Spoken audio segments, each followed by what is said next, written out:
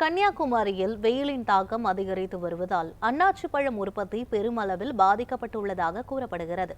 இதுகுறித்து நமது செய்தியாளர் ரமேஷ்குமார் வழங்கிய கூடுதல் தகவல்களை தற்போது பார்க்கலாம்.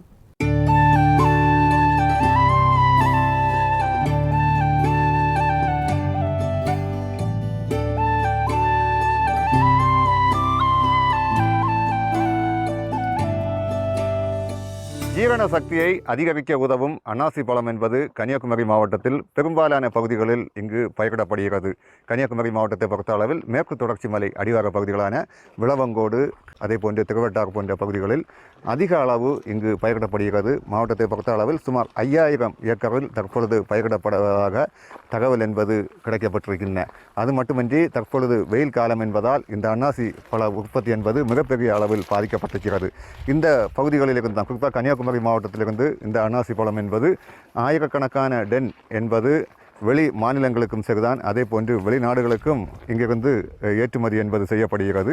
ஆனால் தற்பொழுது உற்பத்தி என்பது குறைந்திருக்கும் இந்த நிலையில் தற்பொழுது வெளிநாடுகளுக்கு ஏற்றுமதி செய்வதும் சற்று குறைந்திருப்பதாகவே இங்கிருக்கும் வியாபாரிகள் தெரிவிக்கின்றனர். அது மட்டுமில்லை, தற்பொழுது நம்மோடு ஒரு இந்த அன்னாசி பழம் விவசாயி இணையர், அவருடைய கேட்போம். சார் வணக்கம். எந்த அளவுக்கு இந்த பகுதியில் இப்போ அன்னாசி பழ விவசாயம் என்பது நடக்குது? சார், அன்னாசி பழம் போது இப்போ கடும் வெயில் அடிக்கிறதுனால உற்பத்தி ரொம்ப குறைவு, வேலையாட்கள் ரொம்ப தட்டுப்பாடு. நம்ம ஊர் வேலையாட்கள் குறைவு, வட மாநிலத்தொழில் வந்துட்டு இருந்தார்கள். அவர்களும் வெயில் அதிகம், அப்புறம் ஹோலி பண்டிகை வரனால அவங்களும் ஊறி போயிட்டாங்க. இப்போ 30 டன் கிடைக்குன்னு நம்ம ஒரு கல்வெஷம் வச்சுருந்தால் 15 டன் தான் கிடைக்குது. தண்ணி அடிக்கிறது எல்லா இடத்துலையும் தண்ணீரை வசதி கிடையாது. கேரளாவில் வெளியே என்ன பண்ணுறது ஒரு அசோசியேஷன் வச்சுருக்காங்க. அவங்க தான் அசோசியேஷனில் விலை மார்க்கெட்டு நிர்ணயம் பண்ணுறாங்க. அந்த விலையை வச்சு தான் கன்னியாகுமரி மாவட்டத்துலேயும் இப்போ அன்னாசி பழம் விலையை நிர்ணயம் பண்ணுறாங்க.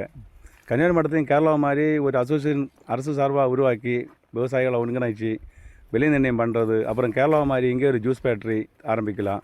அப்புறம் அன்னாசி பழத்தை இங்கேயும் 17 இந்த கேரளாவில் பதப்படுத்துகிறாங்க. அது மாதிரி இங்கேயும் பண்ணலாம். கேரளாவில் அன்னாசி பழ விவசாயிகளுக்கு லோனு கொடுக்குற மாதிரி சொல்கிறாங்க.